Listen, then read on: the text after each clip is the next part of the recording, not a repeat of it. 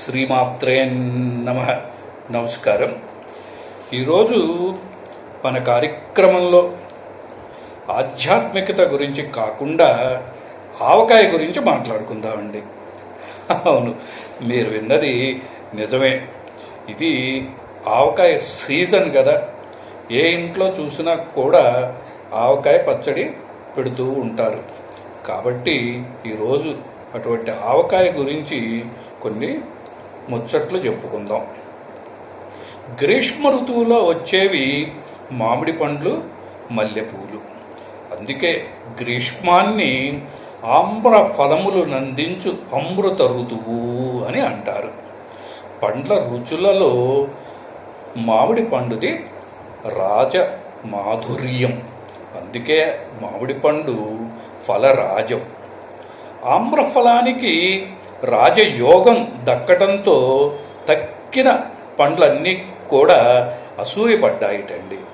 అందుకే చూడండి, నేరేడు పండు మొహం మాడ్చుకుని నల్లగా అయింది. నారికేళానికి గుండె నీరయింది. దానిమ్మ పండు ఎద ముక్కలయింది.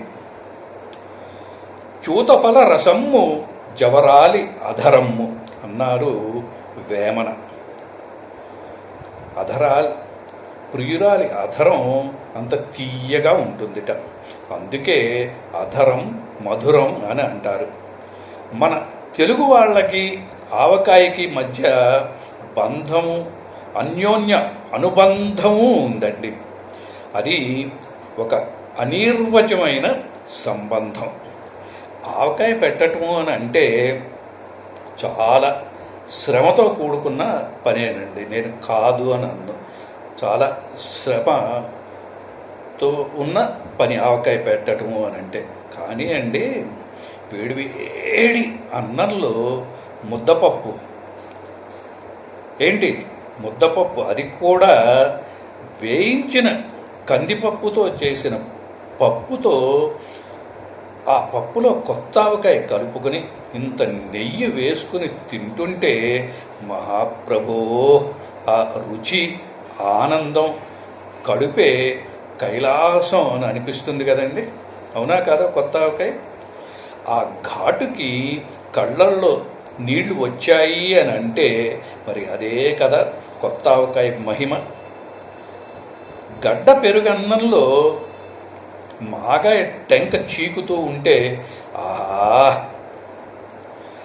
నా తరం వాళ్ళకి, అంటే నా ఏజ్ గ్రూప్ వాళ్ళకి చిన్నప్పుడు స్కూల్కి వెళ్ళేటప్పుడు టిఫిను అని అంటే చద్దన్నము, ఆ చద్దన్నంలో పెరుగు, మాగాయ టెంకే. అదే మాకు పొద్దునపూట. మిగతా వాళ్ళ సంగతి నాకు తెలియదు కానివ్వండి, నా సంగతి మాత్రం అదేనమాట. చద్దన్నము, మాగాయ టెంక, పెరుగన్నం, అదే మాకు టిఫిను. అవి నిజంగా మంచి రోజులండి. మళ్ళీ రావు అటువంటి రోజులు. ఈ పెరుగన్నంలో మాగాయ టెంక తినటం నేనే కాదండి, శ్రీకృష్ణుడు కూడా ఇట్లాగే తినేవాట. అరుణ కభస్తి బింబము ఉదయాద్రి పయం పొడతేర పెరుగును వట్టకంబు వడపిండియలున్ కడుపారా అని అన్నారు శ్రీనాథ కవి. శ్రీకృష్ణదేవరాయలు తన ఆముక్త మాల్యదలో అసలు ఈ ఆమ్ర ఫలాన్ని ఎలా తినాలో కూడా వివరించారండి.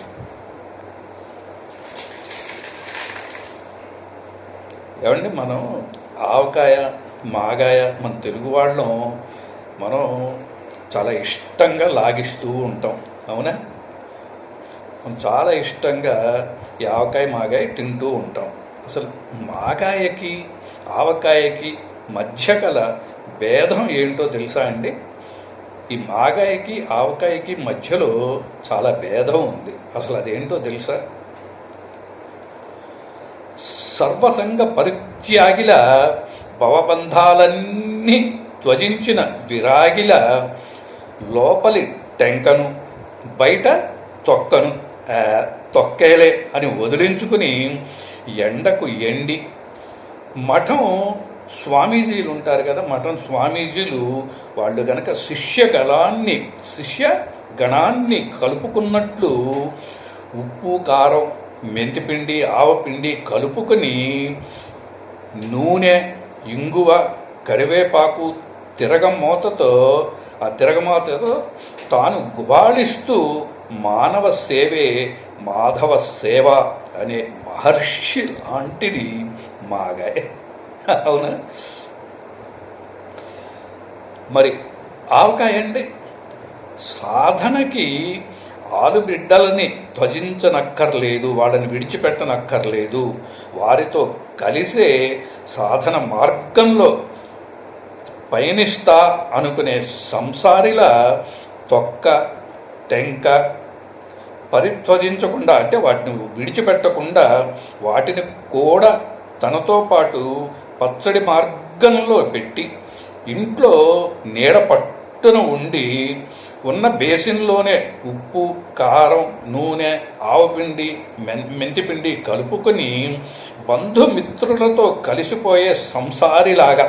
మీరు చూడండి, కొంతమంది బంధుమిత్రులతో చుట్టుపక్కలతో చాలా కలివిడిగా ఉంటారు, కొంతమంది చాలా తొందరగా కలిసిపోతారు, తొందరగా మింగిల్ అవుతూ ఉంటారనమాట.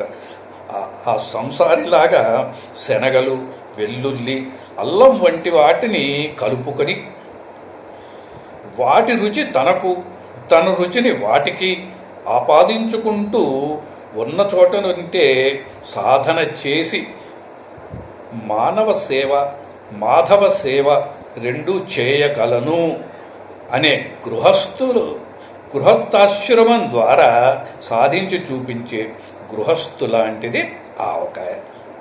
అంటే ఈయన సన్యాసం తీసుకోకుండా సంసారిగానే ఉండి ఎట్లా ఈ గృహస్థాశ్రమంలోని ఇవన్నీ ఎలా సాధిస్తాడో ఈ ఆవకాయ కూడా అంత చక్కగా అన్నిటితో కలుపుకుపోతుందన్నమాట.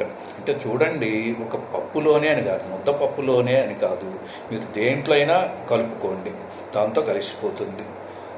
కూరతో కలుపుకున్నారు, కూరకు రుచి వస్తుంది. ఇంక దేంట్లోన్నా కలుపుకున్నారు, దానికి రుచి వస్తుంది. అట్లా అన్నిటితో కూడా ఈ ఆవకాయ కలిసిపోతుందన్నమాట. ఈ ఆవకాయ అంటే నాకు అంటే చాలా ఇష్టం అండి. మా ఆవిడ కనుక ఒప్పుకుంటే 3 పూట్లా తింటాను. ఆవిడ తినేయదు, అది వేరే విషయం. అందుకని చాలా నెమ్మదిగా సీక్రెట్గా చెప్తున్నా. ఆ ఇష్టంతో ఆవకాయ మీద ఒక చిన్న కవిత చెప్పి ముగిస్తానండి. విపుల విశ్వ ఖ్యాతి కలది ఆవకాయ, విపుల విశ్వ ఖ్యాతి కలది ఆవకాయ. చూడండి, మన పిల్లలు అమెరికాలో ఉండనియండి, ఆఫ్రికాలో ఉండనియండి, వాళ్ళకి మనం ఆ ఆవకాయని కొరియర్ ద్వారా కూడా పంపిస్తాం కదా. అందుకే విపుల విశ్వ ఖ్యాతి గలది ఆవకాయ, విస్తరాకుకు శోభనిచ్చు ఆవకాయ, ముద్దపప్పు మిత్రుడే ఆవకాయ, ఆవకాయ వెన్న ముద్దతో ఆదరిస్తుంది, మాగాయ చద్దన్నంతో సంతసిస్తుంది, మెంతి ఆవకాయ మోజు పెంచుతుంది, పెసరావకాయ కమ్మదనం కడుపు నింపుతుంది. మెంతి ఆవకాయ మోజు పెంచుతుంది, పెసరావకాయ కమ్మదనం కడుపు నింపుతుంది. తొక్కుడు పచ్చడి వ్యూహను పెంచుతుంది, ముక్కల పచ్చడి నోరూరిస్తుంది.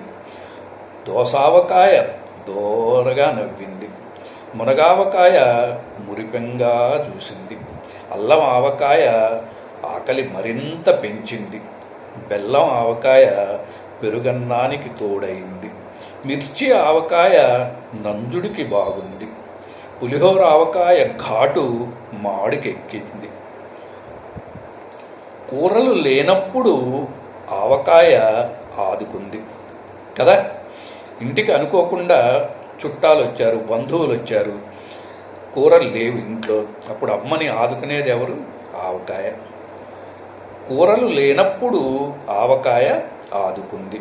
అందుకే ఆమ్రఫలం అమృత ఫలం దేవతాఫలం అయ్యింది.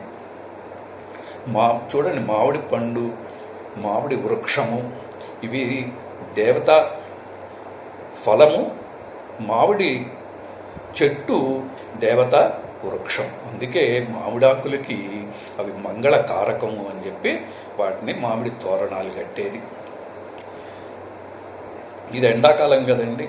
వేడి మండుతున్న వానలు కురుస్తున్న, వేడి మండుతున్న వానలు కురుస్తున్న, చలిగాలి వణికిస్తున్న, అన్ని ఋతువులందు ఆవకాయకే అగ్రతాంబూలం ఇచ్చే తెలుగువారికి వందనం, అభివందనం. ఇది చెప్తున్న నాకు, వింటున్న మీకు కూడా నోట్లో నీళ్లు ఊరుతున్నాయి కదా. తెలుసు, నోట్లో నీళ్లు ఊరుతున్నాయి. ఇంకెందుకండి ఆలస్యం, పదండి వేడివేడి అన్నంలో ఆవకాయ వేసుకుని తిని మీ ఆవకాయ అనుభూతిని నాతో పంచుకోండి. మరొక కొత్త అంశంతో తదుపరి కార్యక్రమంలో మళ్ళీ కలుసుకుందాము. సెలవు, స్వస్తి.